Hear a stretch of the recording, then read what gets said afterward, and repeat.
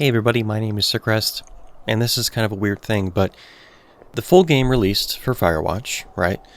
But I did do a 3-part Let's Play of the preview build for the press outlets. But it's kind of weird because supposedly the intro sequence, the first 90 minutes that I did on the preview build, for the most part, is pretty close to the final game, from what I've heard. So it would be kind of strange for me to replay that. And so a lot of what my friends are doing for Firewatch as a series is there's this intro sequence to the game, which they're then recording separately. They're making that like the beginning of the playlist of sorts, and then they just replay as closely as possible as they can, and then posting the next episode, like episode 4, effectively, once they've gotten to the end of where the preview build was. So that's what I'll be doing. Now, funny story, some Elgato software screwed up my DxTory devices, and I had no audio for the intro sequence that I already just recorded. It's basically just a bunch of text, kind of some very simplistic things, so it's basically just me reading off stuff for you. But I wanted to go ahead and do it again, so let's go ahead and get started. And let's have some feels, shall we?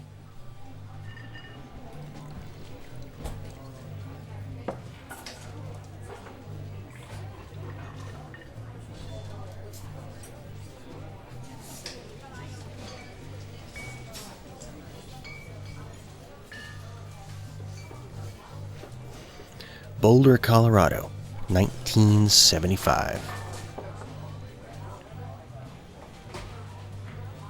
And these are our options. You see Julia.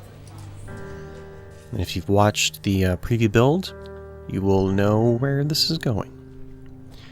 She's about your age, late 20s, laughing with well-dressed professors and grad students from nearby CU Boulder.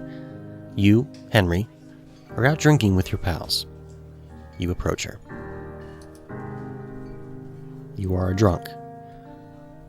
So, what's, your major? You slur the word major and it smells. Oh, sounded, I thought. Smells like Coors. You give an awkward smile. Evolutionary biology, she says. And I'm a professor. Cool, you reply. What's yours? She asks. She sniffs the air. Toxicology? Was that a burn, you ask? She says definitely. Worried she hurt your feelings, she asks if you want to split a cheeseburger. 1 week later, you are Julia's boyfriend.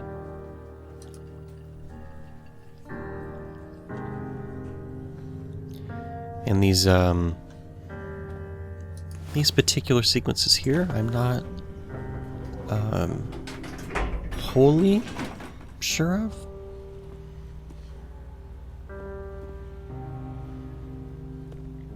I think what they may be is sort of interspersed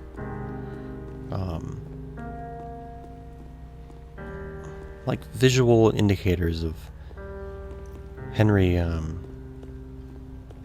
moving on with whatever.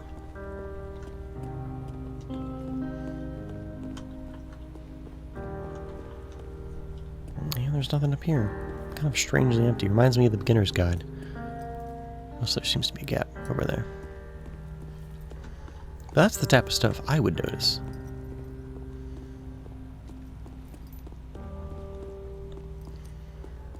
Get in. Load gear. Can I just get in? Oh, that's interesting. There's actually 2 animations. First time I did, I just loaded in the truck. You date for over a year. She drives you absolutely nuts. It's great. You move in. You share an apartment near the school with a view of the mountains. You two drink beers out on the deck. You drink beer just about anywhere. Life is good. Julia wants to get a dog. Fortunately, there's no option.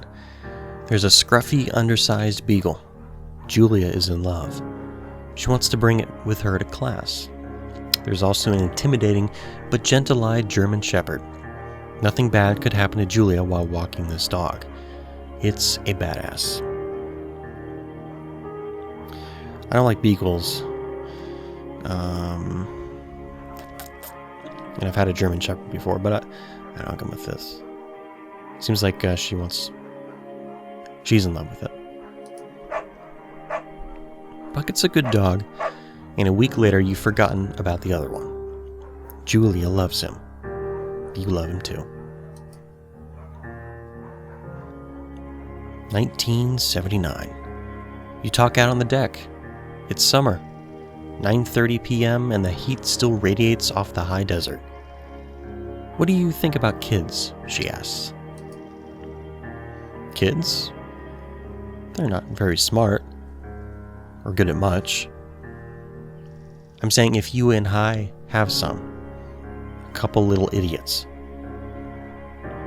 That would be pretty good. In that case, we should probably get married. Yeah. I would like that, you said.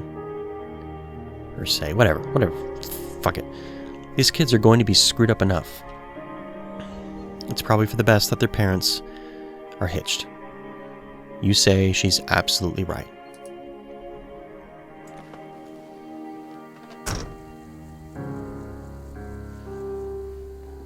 It seems that this is, these are sort of like interspersed. Interspersed sections where he's moving to, what do you call it? Moving to the park, sort of.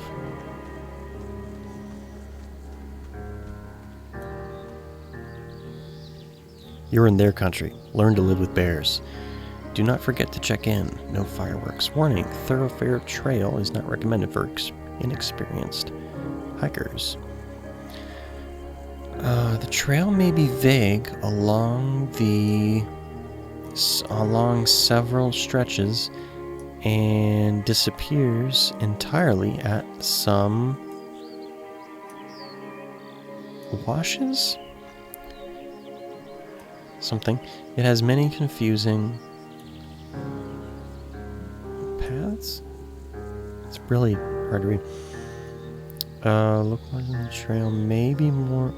the trail may be more difficult than expected. It is common for novices to find themselves surrounded at night without water. Stranded, maybe. Make a plan, be prepared. That was really hard to read. Alright.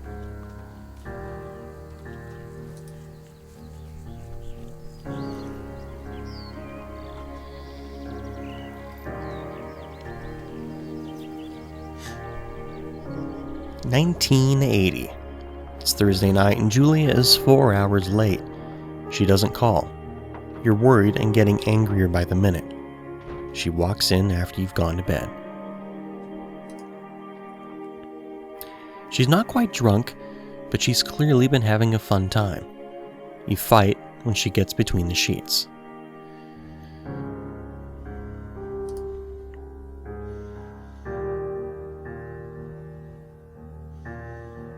Call her an inconsiderate asshole.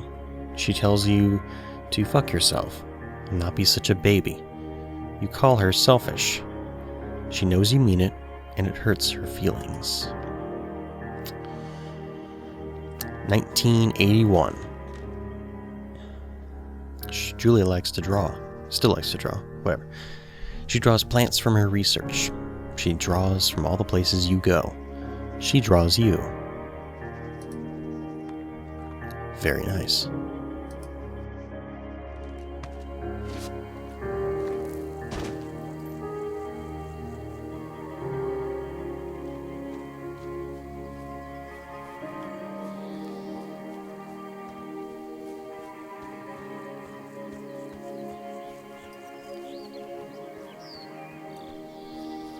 Two Forks. Fire lookout. 8 more miles. Yes, this must be the hike that Henry went through.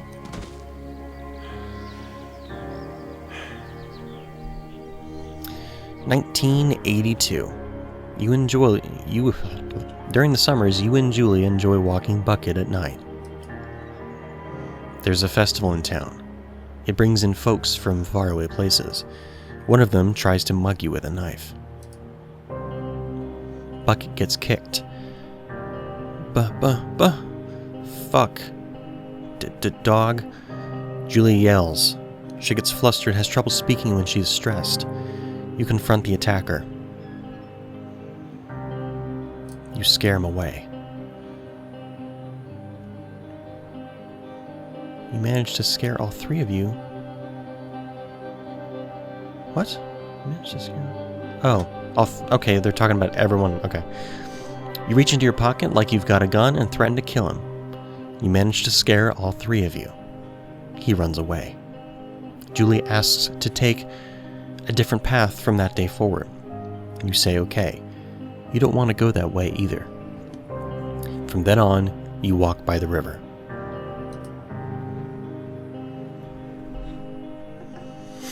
(1984) Plans to have kids gets waylaid by work. Julie gets offered a job at Yale. Yale is in Connecticut, 2,000 miles away. It's a great job. Associate Department's chair. She wants to move. You absolutely do not.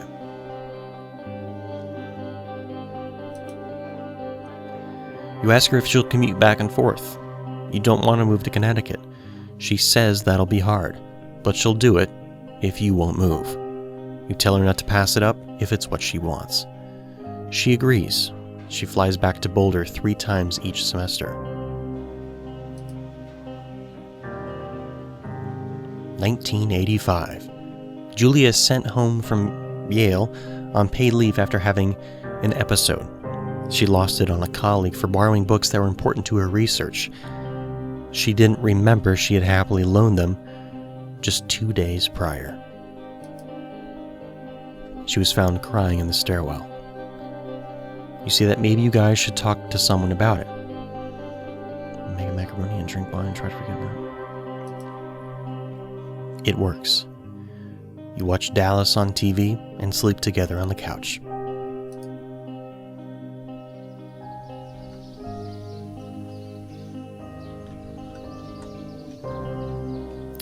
I can't move. I guess this is one of my campsites.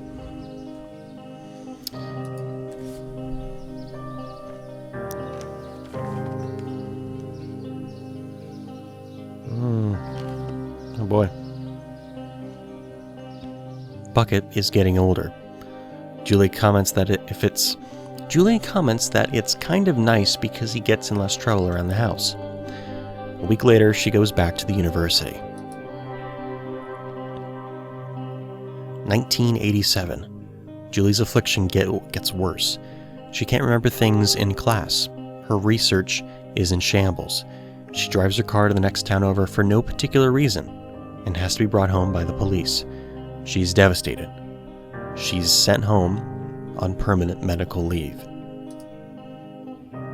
Some days you get the Julie who calls you a dope and your unborn children little idiots. Other days, you get a stranger. She pulls you into bed to make love. After 5 minutes, she goes into a panic, believing her dad is at the door. Again, that's not really the way I thought that would go. You tell her family. They're crushed, and they begin to make trips to and from their home in Australia to visit her. For a while, your friends come by with little things to brighten the day. She gets worse. 1988. You spend your days following Julia around the house. You count the seconds between the 2 weekly visits from Daniel, the nurse. He suggests that Julia could live somewhere else, somewhere with 24-hour care, a home. It sits with you for a couple months.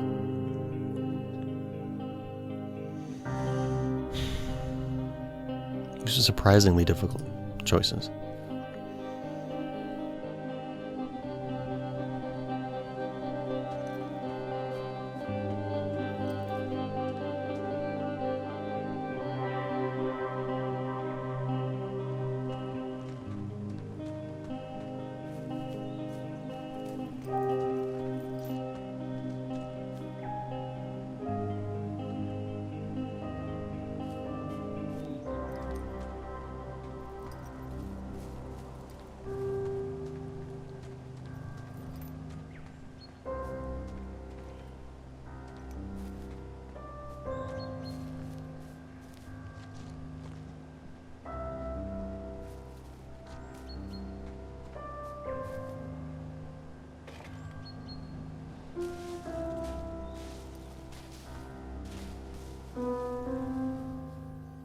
it is impossibly hard. The worst is when you get mad at her, like when she tries to cook her own food. You can't do anything without her, and she can't do anything without you.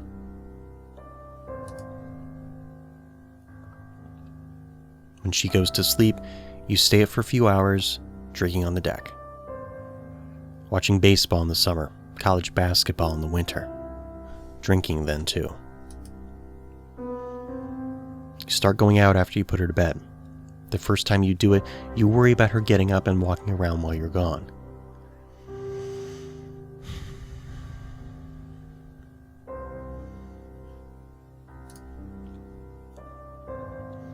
Go to the same bar at the boring end of Pearl Street. It's nice there. Over time, you tell Sheila, the bartender, everything. It's a huge weight off. You're home and in bed a couple nights a week. You look forward to those nights. 1989. One night you are stopped at a DUI checkpoint. You blow up .10 and are taken off to jail for the night. I tend to insert and take out words all the time. I'm sorry. You consider trying to hide it, but you tell your sister-in-law, Susan. Julie's parents take the next plane from Australia. They can't believe the state your house is in. Then they tell you Julie is coming to live with them. You don't argue. You say you'll visit soon. A few weeks go by.